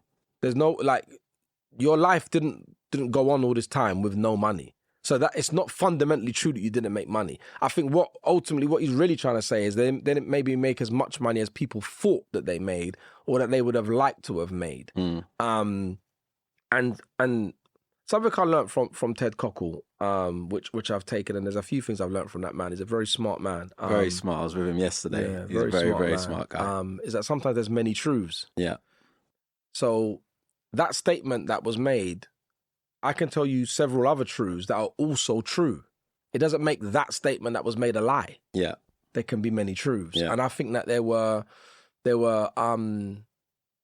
some things that could have been done differently in terms of where the boys are concerned. And I'm sure they won't be offended me saying this because I guess anyone who's got eyes can see it is maybe that the volume of releases didn't support them. Yeah. In the way that it could have. Yeah. And I think when the generation shifted and you look at someone like Fredo as an example. Fredo gave us an album every year for 4 years. Yeah. Yeah. He had a 4-album deal. He was out of his deal in 4 years. Yeah. The boys had a 4-album deal. They were still in it in year 9. Do you get what I'm saying? Yeah. And fundamentally, if the music had been more frequent, you would have moved through your stages quicker, which probably would have made you less disgruntled about the overall picture. Do you get what I'm saying? But your process is also your process, and every artist's process is different. Not every artist does turn out music quickly. I think that this generation that we're referring to of rappers, which is the generation after Krypton Kona. Yeah. So your Fredos, your Lowskis, your H's, your Mo Stacks, your J Husses, etc. A lot of those guys, look up D Block Europe. Yeah. They're giving you 2 albums a year. A year. Yeah. Consistency. So if you were fortunate enough to be able to sign D Block Europe, and you was fortunate enough to get them on a 4-year album, it's 2 years of a relationship because of the speed at which they release music. But how does that make you feel as a label? Because obviously you've had that with H, you've had that with Fredo, where you've signed them, you've given them the push, you've given them the platform, the profile, and then they've sped through that deal, come out and gone independent. How do you feel like, we've set them up and now they're... No, I feel like that's part of the process. Okay. Like, I feel like I'm very content and happy with the work we did with Fredo. I'm very happy and content with the work we did with H. Because when I went into the deal, I knew what the terms of the deal was. Yeah. Do you get what I'm saying? And they're very different deals, yeah, to be honest with you. Very, very different deals. Yeah. H's deal was far more short-term than Fredo's deal. And I just look at it like this, because, you know, H was independent for like one song. Yeah. It wasn't about independence in reality. It was about, and by the way, even where Fred's concerned, it's not, I don't think it's about independence. It's about what's best. Yeah. Do you get what I'm saying? And after achieving X amount of success, they rightfully feel, well, do you know what? If I'm going to do a deal, this is the value in which I want to do it at. Everyone else has got a decision to make as to whether they want to do that. Yeah. And I think maybe where Fred is concerned, no one turned up with the value that he felt he should get. Because if they did, I think he would have done the deal. As opposed to being independently minded that I've just got to be independent. I think independence made sense because the business around what he could do independently made more sense to him. Yeah. And so he's chosen what made sense to him. Where H is concerned, H ended up doing a big deal with Universal. And that's what made sense to him. It didn't make sense to us at the time. I heard him speak last week 'cause I was in Manchester and he was very much like, I just wanted freedom of choice. He's like, whether I'm independent, whether I'm with a label, I just want freedom of choice. So I try and keep my stuff short so I can make another decision and keep it moving. Maybe. I mean, I don't know how short that deal was with Universal. I feel like it was shorter because of the success or not. So there's sometimes there's many truths. Yeah. Ultimately, when they did that deal that they did with us, that was the deal. Whoever was going to sign it, those were the terms. And they were very sure and very clear that this is what they wanted to do. So if I engage you on what you want to do, I can't be mad later about it. This is what you told me from the beginning. So there's nothing that they did which they didn't tell me they wanted to do from the beginning. And at the point where we were looking at, or when it was time to try to get an extension, the terms in which he wanted to do an extension on didn't make business sense to us to do an extension upon. And that's just business. That's not beef. Yeah. If you want £1 and I think it's 75 pence, but someone's going to give you £2, you should take the £2. Get the £2. I'm not mad at that. Absolutely. I can't be mad at you. If I'm giving you £2 and they're giving you £2 and you choose them, then I'm going to be mad at you. But why? It's not broken. Yeah. Why are you fixing it? But we didn't come to a space or a place on the deal terms that was fitting for what he felt needed to be for his next stage. Neither did we with Fred. And in both instances, I still talk to these artists. If they call me for, I don't know, whatever, I've had calls out the blue for something, nothing to do with me. But they know they can if they want to.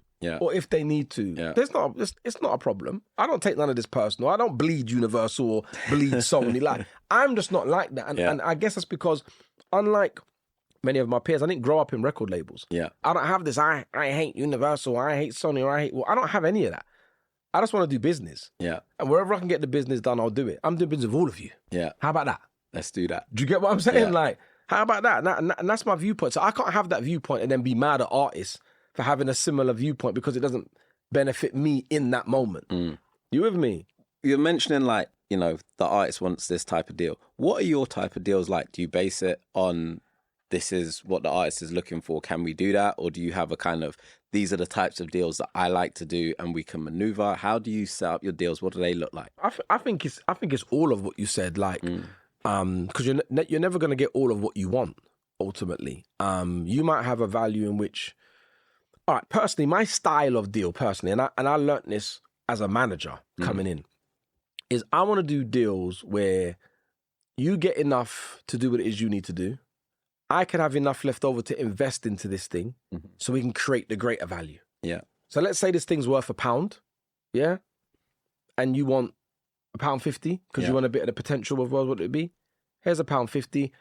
I now want us to make £10 that we can share. £10. At the minute, it's worth £1. So we've got to create £9 worth of value that we then share in. How we sharing that and what that is, we got to figure that out. So is that a hypothetical or do you generally work to a 10x? No, that's a hypothetical. I just said that for easy numbers and for easy maths. So that's kind of what you want to what you're trying to achieve, but it's not always like that. And I was taught by Tim and Danny when I first came into this side of the business as a manager, don't take all the money off the table. Make sure that your back end, no Diddy, make sure that your back end and your royalties, and you can start earning your own money quickest because that's what puts you in a position of power. Now, if I never had an experienced elder telling me that, I would have done what everyone else was doing and just draw as much money out of the deal as I can. Why wouldn't you do that? Why would I take 70 grand when I could take 200? Of course you're going to take 200. But if someone's saying to you, take 70 grand, get a bigger royalty and go from there, you're going to listen. And in my experience, the artists who I saw have amazing success weren't straddled with debt. And more importantly, not being straddled with debt means you're not straddled with pressure. If you're being signed for whatever the amount is, and it's a big number, then the need to achieve success quickly is on you. You can't have 2 songs that don't quite make the mark. Because by song 3, everyone's panicked now. Whereas if we've done a deal that is sensible, then it doesn't matter if the first 5 go wrong. We can afford to keep going. And we can keep the wolves away from the door. But when you start getting that pressure of it's not working and we're spending too much money and the financial pressures start to lean in on you, which is what happens internally and then bleeds out externally, it ruins a lot of things. I look at that particular generation, Tiny Temper, Professor Green, Wretch 32, Tinchy Strider. Those deals were all reasonable deals. And they all went on to achieve great success. Because they were given the time. They had the time. It didn't have to happen all in one go. in some instances, it did happen very quickly. Like Tiny happened quite quickly in that sense. But they didn't have that pressure of having to, well, the deal was 500 grand, so therefore we need to make X from our first couple of singles or whatnot. And you get what I'm saying? And I think there's a connection that I've seen in these types of deals. Sam Smith's deal wasn't massive. Yeah. He sold 10 million albums. I'm sure he has seen the money. Yeah. Do you get what I'm saying? And that's the thing I think that sometimes maybe people don't think about is when there's value that's created, you can't be denied the money. But is that because it's a risk by going on the back end? There's no guarantee if the record doesn't work, I'm not going to see the money. Whereas if I'm getting a check up front, I'm seeing the money. But then the flip side is if it's now working and I'm going, but I'm only getting this and record labels are stealing and record labels are bad. Yeah. Like, how much education do you think is needed for artists in particular, but also management to navigate that space and make the right decision to understand royalties first and foremost and what that means in the long term, but also how to navigate that deal and which side you should be looking for or how to find the balance? I think it's perspective. I don't know that there isn't the education. I think the information is out there if you seek it. I think that guidance is very important. As I explained to you in my scenario, I was fortunate. I had guidance. I had information from Tim and Danny that I would, if I didn't have that information, I would have done different things. That information has led me on a path that has got me to where I am today. And those fundamentals, I still hold those fundamentals true today. And I think that if you're trying to have a long-term career, you can't have a short-term approach to a long-term thing and expect the result. It can work out, but I don't know you can expect it to, per se, given that you had a very short-term approach. And if you're taking all the... Darker said this the other day in an interview. I watched it the other day, and he was saying that when the artist takes all the money up front, they're betting against themselves. He said it on here. He gave the example of Mumford & Sons, said it was 150 grand all in for the deal, recording budget, all in. And that's why they were able to bet on them. You know, I just think that I can tell you several examples of where deals were done at reasonable numbers, or some people may consider it cheap, that turned out to be uber successful, and I don't see any of those artists complaining, because those artists have made a lot of money. Yeah. A lot of money. Yeah. Do you get what I'm saying? You turn around and you sell 10 million albums. When you come back in for your renegotiation, it's not going to be simple. Yeah. The leverage is all yours. Yeah, yeah. You get what I'm saying? No one wants to piss you off. You understand? So it's you know, and I know that can sound hyperbolical because not every artist sells 10 million albums. It's rare. But you know, I think whatever you scale it down to, you pick your pressure ultimately. And if your choice is that you want all the money up front, there's nothing wrong with that either. You can do that. Just don't ask for it both ways. Yeah. Don't want all of the money up front and then complain about your back end when it becomes successful. You didn't make your bet that way. You didn't bet on yourself. You didn't bet that way. You betted this way, and that's where your thing is. So I don't think there's a right or wrong. I think that there's just choices to make. So since 93, you've mentioned, it started off with rappers. It's since evolved. Thames, Cat Burns, Tyler, but you've also ventured into other areas. Can you speak about what Since 93 looks like now and the way in which it's managed to evolve? My vision for Since 93, and I think I may have said this earlier at the beginning, that it was music, sport, lifestyle, culture since 93 was the mantra. So it was always more than music. Yeah. But music was where we started. How I would say that it's evolved is I've always done publishing. So Since 93 publishing I did publishing before I did management. Yeah. It's the first thing that I did on this side of the business. So publishing, management and records is the music part of it. We've delved into broader lifestyle, content creators, ZZ Mills. Yeah. Being our first client in that area. We now also look after Daniel's Dunya, who's a hilarious content creator online. Who's got big plans. He's a really talented guy. I touched upon sport earlier. Football, as I say, was always something really key to me, and I did my agent license in 2008. But music took off, so I just went with the momentum of the music. And then about maybe 4 or 5 years ago, I decided to go back into that area. I invested in some staff and a team and started to build a roster. And, you know, we're going from strength to strength. We've got our first Premier League player. And we've got a player in the Championship. We've got some exciting young players coming through.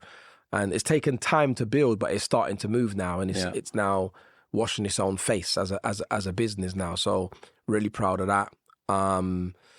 And my son is where the fashion part comes in, because he started a clothing line called Grafter in 2017, I think, or something like that, which he built, and he did like £1 million worth of business during lockdown. And I was just sitting there thinking, what the fuck is going on here? Do you know what I mean? Yeah. Like, so I've always been helping support that to grow and whatnot, him and his school friend Marvin. And so I've been involved in that business from its beginning and to its growth. And then it had a period where the market forces and the learnings, as you do, become difficult and challenging. And we're here on another run of going forward with new product, etc. So I've learned a bit about the fashion and the product world in that sense. And my overall ambitions is that I just get up and I'm encouraged and inspired by ideas. Yeah, music is my my bedrock. Yeah. But music is so many things. If you look at some of our favorites, whether it's Russell Simmons, who I take a lot from, more so than, like, a lot of people look at Jay-Z and well, used to be Diddy, and others. And the only reason that I don't is because when you've had millions of dollars spent on you, marketing dollars spent on you as an artist, when you turn into a businessman later, you're standing on the years of that presence. I credit Russell Simmons differently because he never had that to lean on. All he had was his nous and his business acumen. Yeah. So I am far more similar to Russell Simmons than I am to Jay-Z and Diddy because I don't have the artist platform to maneuver from. But many executives look at those guys and miss that piece, if you see what I mean. And you know what he did with Fat Farm and all the other bits. Don't get me wrong, I do observe like what Jay-Z's done and whatnot. I just know that I couldn't do it in that fashion. I can't expect to do it in that fashion. Because we're coming from different places and different platforms. But yeah, since 93 is just it's a full service entertainment company, and we're ideas people. So if there's something interesting, exciting, you might find us there. Do you see what I mean? And especially if we're passionate about it. And in the end, we'll work it out. Like, people told me, it's never going to work in football and blah. And I was like, all right, they told me that about music. Yeah. Like, where I come from, I know what not working looks like. If something doesn't work, you're dead. Yeah. Yeah. This is not working. Yeah. Yeah. These no's or these failures, they're light. Like, there's no consequence by comparison. So I don't have any fear in these spaces, because what's going to happen? It doesn't work. You lose a bit of money and then we move on. So what? Do you know what I mean? Same thing. Why I call mine unstoppable. It's the exact same thing. It's been great talking to you. I want to ask you one last question. We ask everybody a question about being unstoppable when they come onto this podcast. It's how we always end it. So with you, you've faced countless challenges. You've navigated the rapidly changing music industry. You pushed through personal and professional obstacles and barriers, highs and lows. You've expanded into different sectors of the entertainment business, whether it's sport, music, fashion. At this point in your journey, what does it truly mean for you to be unstoppable? Is it about resilience? Is it about reinvention? Or is it something deeper? I think a part of it will be reinvention, because I think you have to constantly evolve and reinvent yourself. And I know I will be here as long as I want to be here. And I believe I will be successful as long as I want to be here, because I don't have any fear. And none of this is difficult. So to coin a phrase, if we're talking about being unstoppable, at the point where you don't have any fear, you are unstoppable, because none of that's going to stop me. Other than you deciding to stop, what else is going to stop you? Yeah. You with me? Yeah. Once I know I'm willing to work hard. I know I'm willing to partner up. I know I'm willing to get the best information. I'm willing to do whatever it takes to win. So what's the problem? I hear you. Do you get what I'm saying? Absolutely. That's how I look at it. Ricky, it's been great having you here. I think we're going to have to do a part 2 because there's still so much that we could cover, and you're going to keep doing remarkable things. And I know we're going to have to cover that as well. So we're definitely going to get a part 2 in. Thank you so much coming down today for doing this. It's been incredible. And thank you, everybody, for tuning in, for listening, for being a part of this today, for listening to this incredible journey. And thank you for tuning in. Thank you for listening. Thank you for watching this podcast, this episode. Wherever you're watching it, remember to like, subscribe, share, and comment. And remember, you have the power to choose your path in life, but always choose to be unstoppable.